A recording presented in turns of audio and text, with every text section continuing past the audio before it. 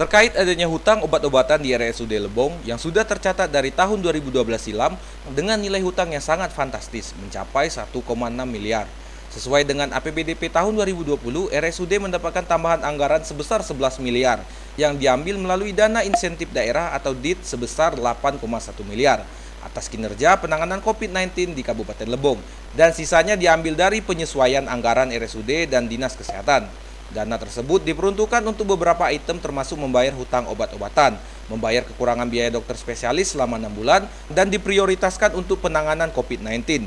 Dewan Perwakilan Rakyat Daerah DPRD Lebong, terutama bagian Komisi 1 yang terlibat pada bagian nominal Banggar, telah melihat ajuan program dari RSUD.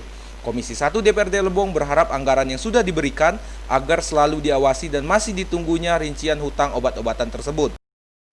Anggaran ini segera kami minta RSUD untuk memberikan rincian pengalokasian atau penggunaan anggaran tersebut.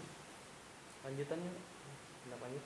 Ya, tindak lanjut mungkin minggu depan setelah nanti kami bertemu dengan pimpinan dan juga pihak Banggar, Komisi 1 akan menyampaikan ke pihak Banggar untuk meminta RSUD memberikan rincian dari penggunaan anggaran tersebut.